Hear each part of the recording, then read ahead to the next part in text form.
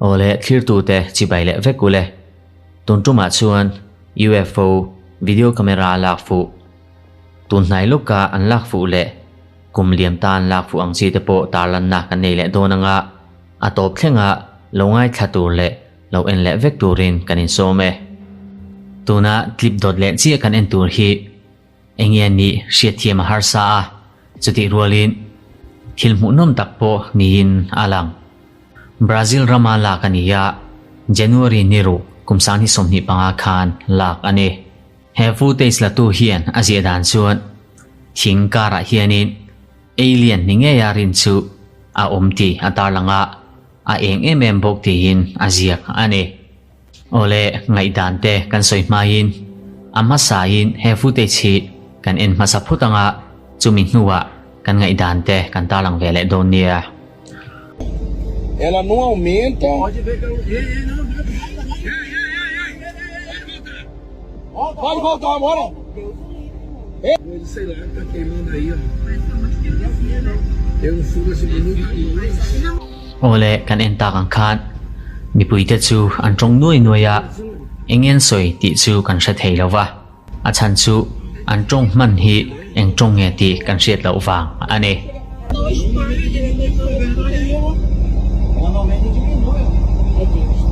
Epa, parece que caiu algo, né? Eu acho que caiu alguma coisa aí, meu do céu, sei lá. kan en me khi eng thil chi nge ni hriat chian har sa a chan chu a eng ema hriat chian a thei lo ane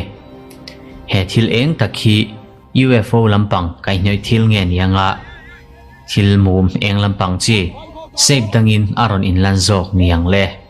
Caiu alguma coisa do céu, caiu. Gente, foi alguma coisa que caiu do céu aí, gente. E detalhe, gente, não diminui e nem aumenta. thil pakhat ngai dan le thei chu he thil eng takhi mei ala niang thi te pon a soi thei ome nima sela mei al ni ta se abul vela nim tele thingkung tam tak te hi kang vek omania ma se akang tlat lova chuwangin mei al ang zong chuan soi a har sa ome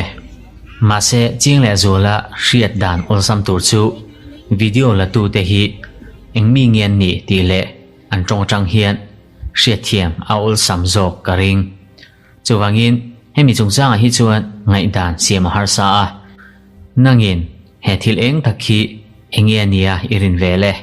comment lama elo soi ve donia video dot le chiami hi chaina rama la kania amak le khop mai ama sahin clip hi kan en photanga ti chuan ngai dan kan soi le donia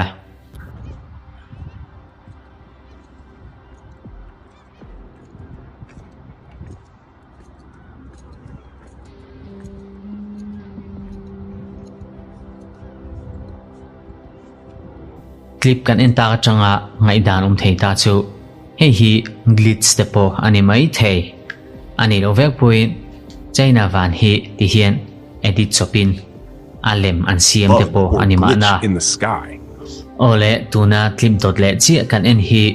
UFO lien tak mai And hania our dear mother USA UFO, which we January can't ni see ro the kumsan hi somni panga khan lak ania ti hian a eng a hi a mu thei lai hian wang am ero hi chu a mu thei lo thung ani clip kan en ma 6th sapotang January 20.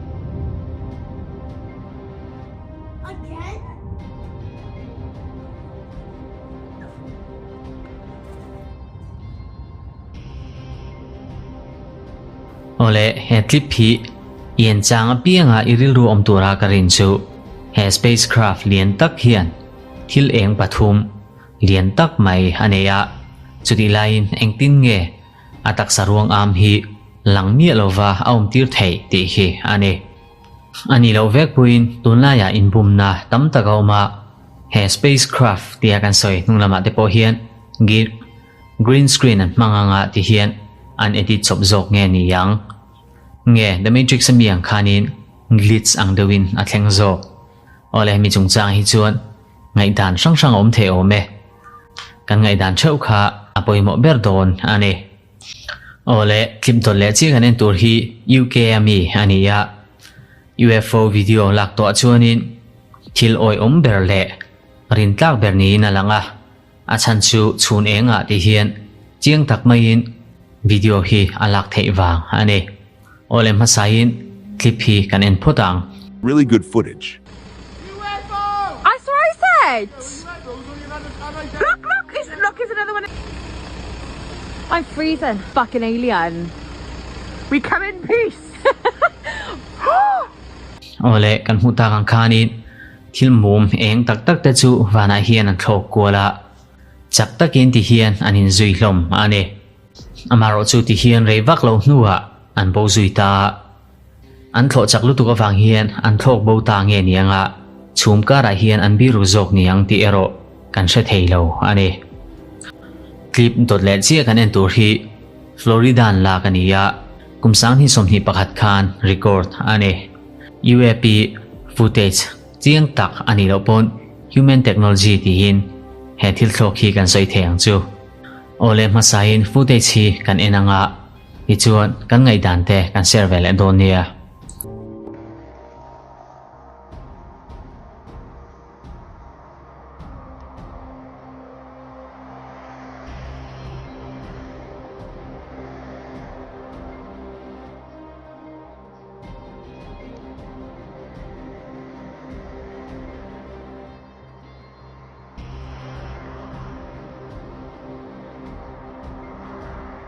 hi hian ilo ngai tu mai thei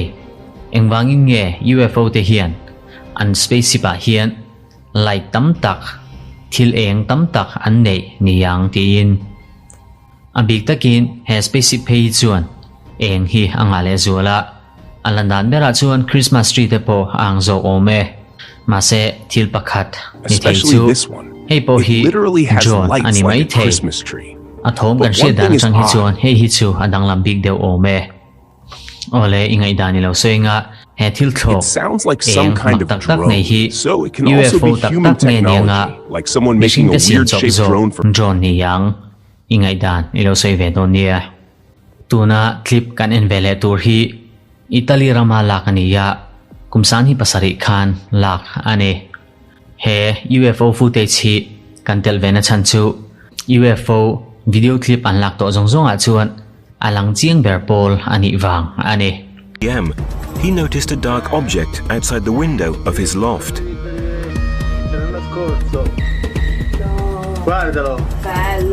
ole soita kang khan heng UFO te hi hun rei ta ka chang to khan khovela hian an lo to a mishing te ma puin an lo ma sa jok to mai thei bok UFO te hi an technology ria thiam a har sa ema tin chu ba ka heng thil mum eng tak tak te hi an shape emo an spaceship hi an pian mang hi eng ang za chiang nge ti po eng ma kan shelo bok chu wangin an technology hi kan ria thiam ve huna chau an jung chang hi chiang le zualin kan ria thei a be sei